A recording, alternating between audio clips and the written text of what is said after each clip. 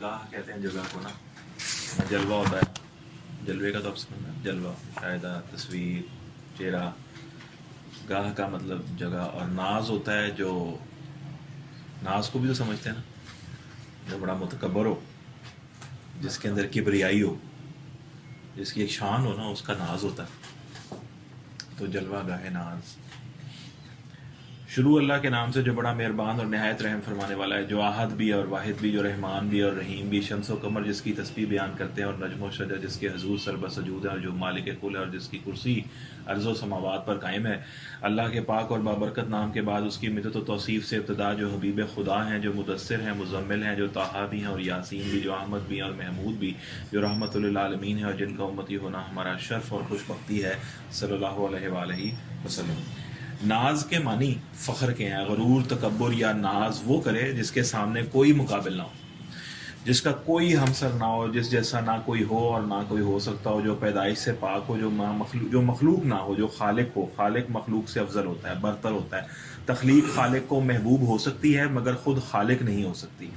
تخلیق میں موجود کوئی جوہر اس کا اپنا نہیں ہو سکتا، بس عطا ہے صرف خالق کل۔ مخلوق خود کو صرف خالق کل خود کو المتکبر کہہ سکتا ہے۔ صرف خالق کل خود کو المتکبر کہہ سکتا ہے اور بس۔ المتکبر رب کریم کا صفاتی نام ہے۔ کبریائی اس کی چادر ہے اور یہ چادر ہی خالق و مخلوق میں ایک حجاب ہے۔ اگر تکبر کو مخلوق اپنائے تو اس کی اس منفرد صفت میں شرک کی مرتکب ہو جائے گی اور حجاب گہرا ہوتا چلا جائے گا۔ اور اگر انسان اس چادر کا احترام اور اکرام کرنے لگے اور خود کو عاجز مان لے تو حجاب غیریت رفتہ رفتہ معرفت کے راستے ختم ہوتا چلا جاتا ہے۔ اللہ کی معرفت اس صفت کے ادب کے بغیر ناممکن ہے۔ اللہ کو المتکبر وہ مان سکتا ہے جو خود کو عاجز و حقیر مان لے۔ بس عاجزی انسان میں پیدا ہو گئی تو صفت المتکبر کی معرفت ہونے لگے گی۔ المتکبر ایک صفت ربانی ہے، ایک اعلان ہے اس ذات کے حریم ناز کا کہ وہ سب سے زیادہ عزت والا ہے، شمس کا مالک، قمر و نجم کا خالق، زمین و زمان خالق و ناظم، اس جہاں اور اس جہاں کا مالک، سب جہانوں کے مالک کو یہی سزاوار ہے کہ وہ المتکبر ہو اور اس کی اس ایک صفت میں کوئی تجلی کسی مخلوق کو نصیب نہ ہو، اور اس کی اس ایک صفت میں کوئی تجلی کسی مخلوق کو نصیب نہ ہو۔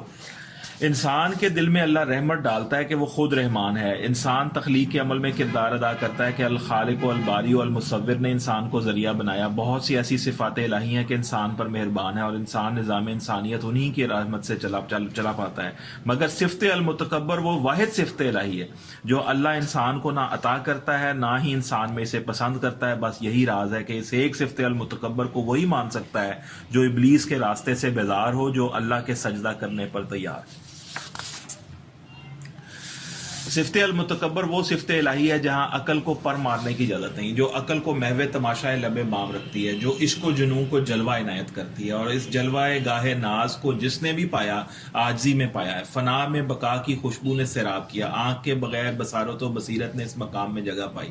بس عرفان ذات مخلوق نے اگر پایا ہے تو خود کو ذات المتکبر کے سپرد کرنا پڑا۔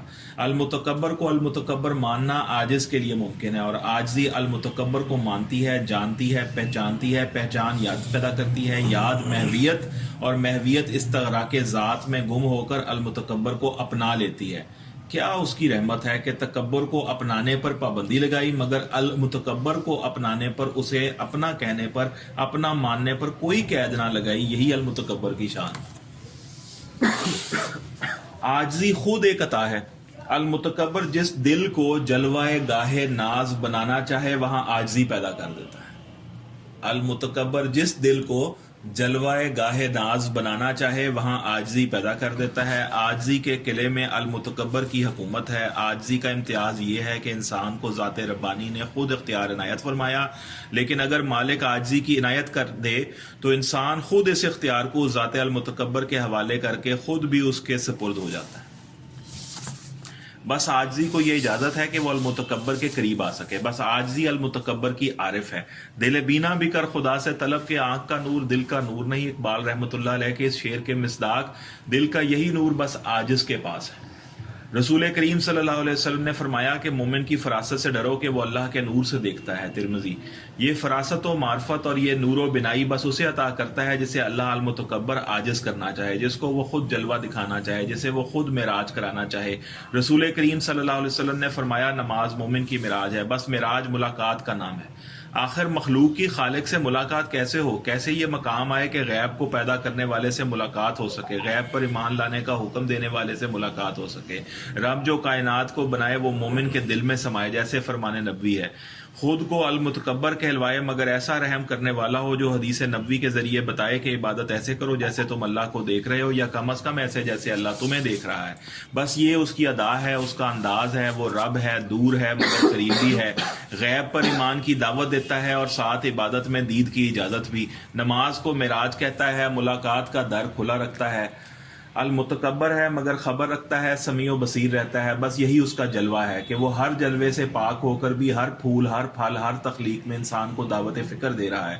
انسان دوسرے انسان کو دیکھتا ہے مگر خود کو نہیں دیکھ پاتا، اندر نہیں جھانک پاتا، اندر کی آواز نہیں سن پاتا، اپنے اندر رواں خون کو نہ روک پاتا ہے نہ چلا پاتا ہے، نہ خود اپنی مرضی سے پیدا ہوتا ہے نہ موت کو ٹال سکتا ہے. بس یہی راز. انسان با اختیار ہو کر بھی بے اختیار ہے. یہی بے اختیاری جلوہ ہے، یہی عاجزی جلوہ ہے کہ تو ہے پر تو نہیں ہے، اور وہ نہیں ہے پر وہ ہے. لا الہ الا اللہ. نفی میں وہ اثبات پاتا ہے اور اثبات میں نفی کام کرتی ہے. اور وہ خیال میں کیسے آئے جب وہ خود خیال عطا کرنے والا ہو؟ اس کو کیسے سوچا جائے؟